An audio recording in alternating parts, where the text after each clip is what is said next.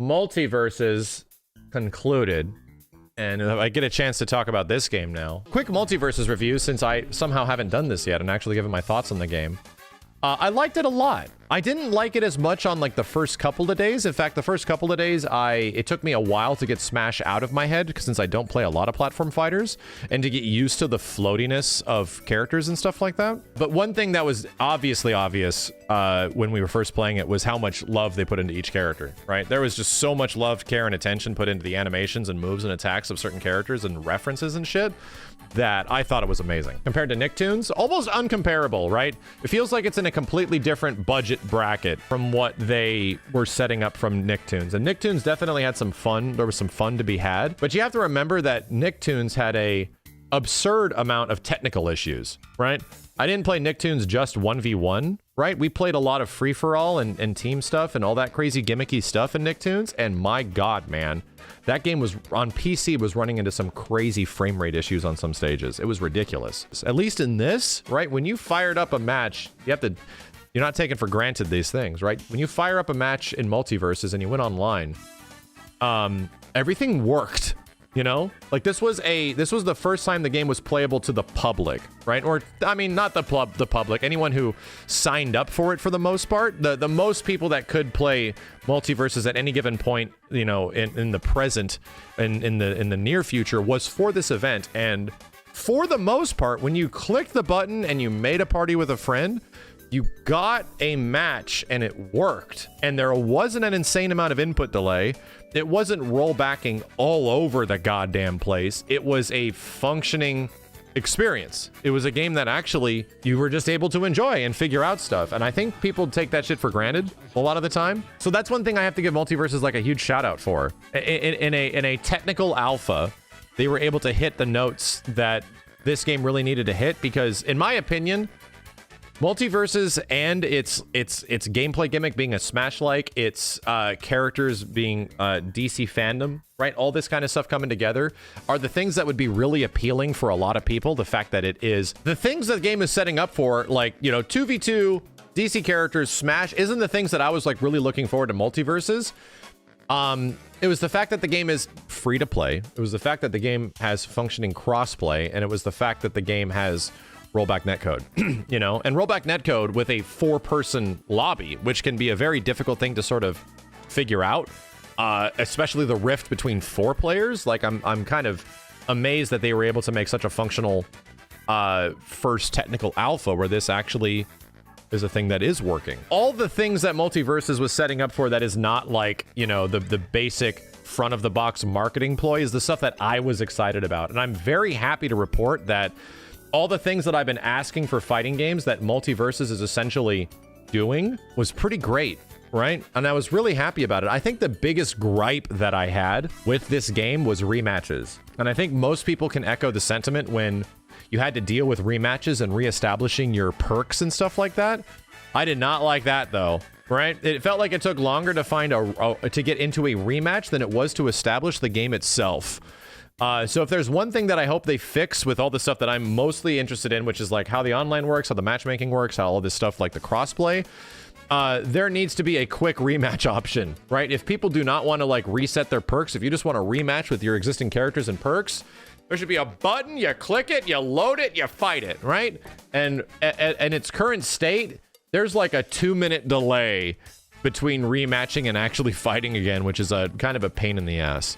I thought the perks were kind of interesting, right? They obviously need to be like tuned in some ways because some were obviously better than others, but I liked it. I thought the perks was an interesting take that you can have a loadout per person. Let's talk about the big obvious thing that everyone wants to talk about, which is the roster. I'm a big weirdo. I have no characters in this game I really want to play as. Once again, I eventually landed on Bugs fucking Bunny, the most boomer of boomer characters I think the entire game has to offer, right? And maybe if Betty Boop was in the game, right, I could have had a more boomer character to play outside of Bugs. But I really enjoyed Bugs Bunny, right? He ended up being my favorite character to play just on a gameplay level, and I'm not a huge, like, old school Looney Tunes fan. I like it, but I'm not like, oh god, it's so diehard, I gotta get Bugs fucking Bunny. That's the character I ended up leaning towards, which is a very weird thing for me personally, right? But that's like a huge me thing. This game just doesn't have a roster of characters that immediately appeals to me. It just doesn't. And that doesn't mean that's a bad thing, right? It just is a big personal gripe of mine that if I'm thinking between the DC pantheon, if not all the characters that could potentially be in the game, I don't immediately have a spark of imagination that leads to something that makes me go like, let's fucking go, Betty Boop, motherfucker. Like, I think maybe the Animaniacs I would be really excited for if they were like Yakko, Wacko, and Dot were all one character. Like, that would be really cool. And hearing about like Neo potentially being the game or like Gandalf or all this crazy shit does seem kind of exciting, but nobody that I'm really like freaking out about. Rick and Morty? Absolutely not. Definitely not. A lot of these characters I am not really super into. Maybe if Terry McGinnis, right? If there's one I could say, maybe Terry McGinnis. If they had actual Batman Beyond, I could be pretty excited about that. But if Neo was in this game, he won't use guns. Right? You realize that, right? Neo did not use guns in the previous Matrix movie. He would essentially use the Force, right? So I don't know if that's exactly what I would want to see. I don't know if that's exactly what I would be really down to have. I don't know if that's the version of Neo that I want. But yeah, Mortal Kombat characters being a potential here. I think that there's a lot of stuff in this roster that is a very safe pick and is a very smart pick, you know, that a lot of people are going to be really excited about, and people are generally going to be hyped about future picks and characters and guests that will make a big splash. I think that will definitely happen with Multiversus in the future. But when it comes down to that roster, it's a big personal take. I just don't have a lot of characters that make me freak out.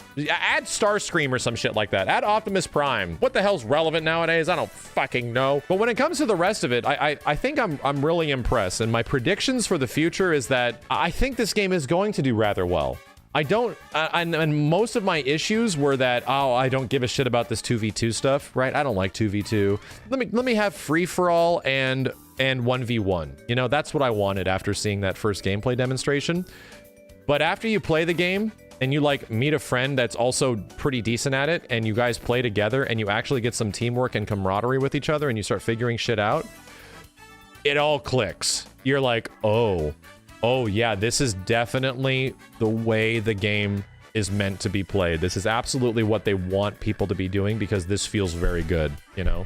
This is where the game's supposed to be, because even as somebody that did put a lot of time into 1v1s and some free-for-all stuff, it's painfully obvious at times that these characters were not made for... Some characters were not made for 1v1. Some characters were definitely designed specifically for this 2v2 element. And it's painfully clear when you play all the different game modes the game has to offer, what works and what doesn't. So, weirdly enough, 2v2 ends up being my favorite aspect of the game, and I really don't want to play much more free-for-all, right? Free-for-all and 1v1s, right? And free-for-all, granted, free-for-all is essentially what I play in Smash Bros. Ultimate. That's like what I do. So, and I really enjoy free-for-all in Smash, because it feels like the entire game is designed around free-for-all. This game feels like the entire game is designed around 2v2, and it actually feels pretty well designed. I really enjoy the characters, man. Like, landing a crack of the bat like right there with Bugs Bunny and shit feels great, and some of those moments do feel good. I wish the game had a character that made me as excited as Cloud Strife, or, you know, all the crazy assholes I play in Smash and shit. But I think that'll happen eventually. I think that will just be an actual eventuality. Is it going to be something that I might want to dedicate in my entire time into? It mostly has to come down to the fact, like, do I feel like I'm grinding? Does the game have enough in its online structure and the way, like, it matches you with people to make you not feel like you're grinding, like you're just playing the game? And I think that's another if they get this rematch stuff figured out, that'll actually be really good, because I was just jumping in for the sake of just having fun, not for the fact that I'm like continuing a battle pass or anything like that. Really enjoying myself. Actually really enjoyed it. Enjoyed it a lot more than I was anticipating I was going to. But then the last question, the last big elephant in the room is the battle pass, is the free-to-play aspect of it, where everyone's going to be playing this game. They're either going to be spending money or not spending money. The money that is being spent doesn't seem to have a significant amount of impact on gameplay elements, which is great. We don't know how that's actually going to work, how the battle pass is going to work, but from what it seems like, right, from the impression that we got of like, oh, this big predatory piece of shit free-to-play game, free-to-play fighting games are going to be the worst. This is the first like big example, right? The first actual like relatively big budget example of a full as hell free-to-play production fighting game. How does it feel like, at least from the alpha? It doesn't feel that predatory and evil.